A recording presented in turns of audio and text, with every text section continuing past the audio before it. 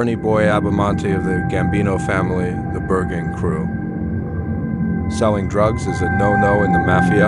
Ernie Boy Abbamonte of the Gambino family gets busted with a 3-pound package of heroin in New York City in the year 1982, along with finding the heroin. The police also found a shotgun and a pistol while searching the vehicle. He was brought to the police station in East Harlem. Ernie was held by the police for ransom money. They made his people bring them $70,000 as they held Ernie for ransom. They would eventually collect the $70,000 from associates of Ernie Boy. Once the cash was delivered, police took the cash and let him keep his heroin, but told him they had to keep his guns, and Ernie was released from the 25th Precinct Jail. Ernie's turf was Pleasant Avenue, and oddly enough, he was able to sneak one of his guns out when he was released. Some say he was under Gotti, others say he was under Fat Andy Ruggiano, or possibly even Fatico. He may have been released from Gambino family and sent to Lucchese family, or even Bonanno family might have claimed him. In later years, he allegedly retired from the life and moved to Long Island with his wife.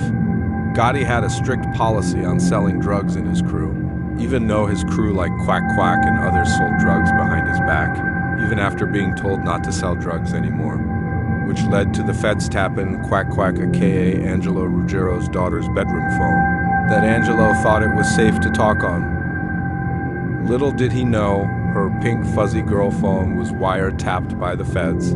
They had successfully planted a bug on Angelo's phone. He was even caught on wiretap, bragging about not being caught talking on his daughter's phone, claiming the feds had better things to do than tape his young daughter's phone, and it was safe to talk on there about business. 2 wiretaps were placed in his Howard Beach home from November to December in 1981, which led to his conviction in 1982 with a sentence of 15 years in prison. I use Angelo as an example of another Bergen crew member who went against Gambino family rules of selling drugs. Drugs were not to be sold. It would bring unwanted attention from the feds by sending them smoke signals. The wiretaps were authorized based on reports from confidential informants who stated he was a member of the Gambino family who did business over his home phone. Willie Boy Johnson, a Native American who was also half Italian, could never be made due to his Native American background, was the informant who gave the layout of Ruggiero's home, which also makes me believe. Willie Boy is the one who told the feds John was meeting above the Ravenite in an apartment that an old lady from the neighborhood sometimes left. When she left, John Gotti would conduct personal meetings in that apartment above the Ravenite Social Club. Ernie Boy is allegedly a Gambino member who hung out at Gotti's other social club, the Bergen Hunt and Fish Club, but it is not 100% that he was under Gotti. He just as well could have been under Fat Andy at one time. Fat Andy was a respected member who would have been Gotti's underboss had he not gone to prison. Andy was a respected captain in the Gambino family who ran a tight-knit crew. FBI Director William Webster said the bust links heroin trafficking with organized crime when speaking about an undercover officer busting Ernie Boy during a setup. The FBI claims to have had Ernie Boy in the FBI files for many years. Ernie Boy was busted while moving a package of heroin uptown. The FBI claimed he was a key figure in organized crime, but I would like to say that selling drugs goes against the rules of La Cosa Nostra and goes against the code of mafia or mob rules, but the FBI has its own view on the New York Mafia. Most mobsters do not sell drugs. They do not operate the same as the cartel in any way, shape, or form. It's not the style of a traditional mobster to sell narcotics. This is more seen in the rule breakers of the mafia. Look at it like a cop sworn to serve and protect but breaks the rules.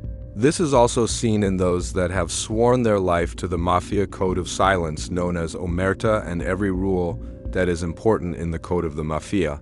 Easy ways to get whacked in the mafia would be to go against a crime family's rules and sell drugs anyways or rob the mob, or by pushing, punching, or killing a maid member. These ways of betrayal will get you killed in the mafia.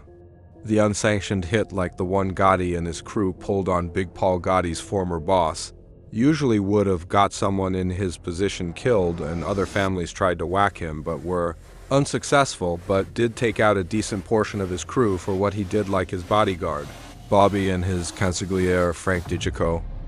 So even though Gotti was not hit, they killed Bobby coming out of his own house, and they killed Frank in a car bombing meant for Mr. Gotti. Frank was killed by Anthony Gaspipe Casso and Little Vic Amuso, who had a meeting with the commission with a loyalist of Big Paul named Daniel Marino, who went behind Gotti's back on behalf of Paul's Castellano faction and got the approval from other family bosses like Vincent the Chingaganti of the Genovese family, along with Vic and Gas, agreeing that Gotti had to go.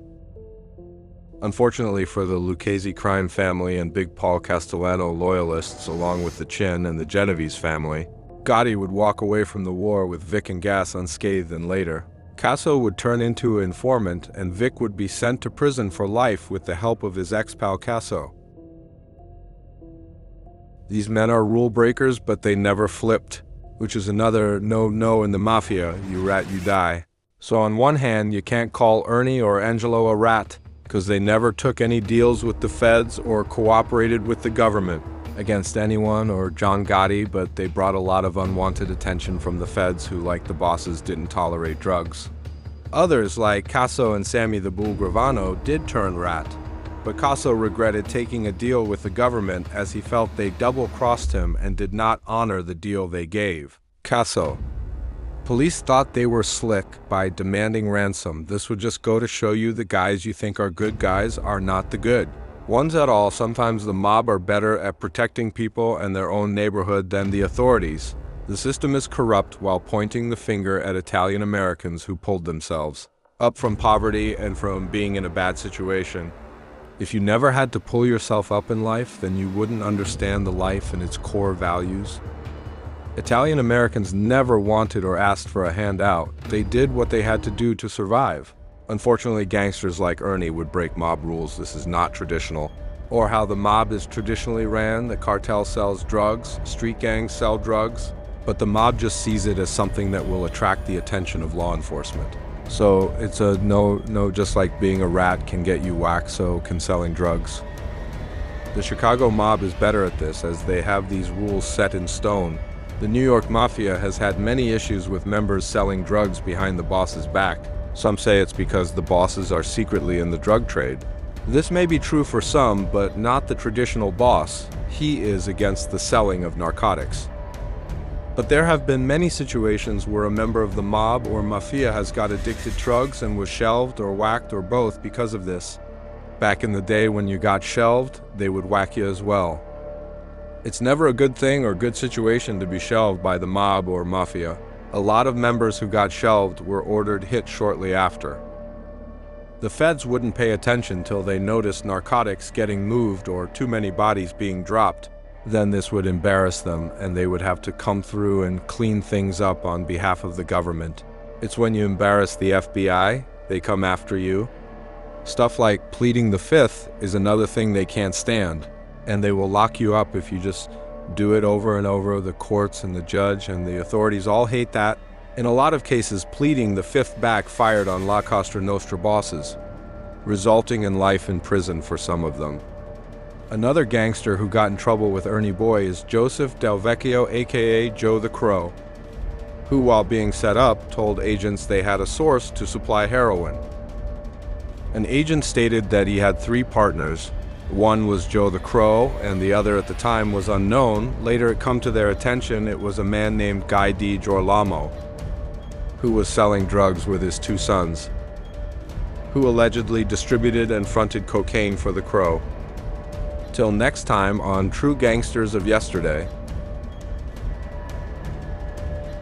Thanks for watching. Don't forget to hit like, comment, and subscribe.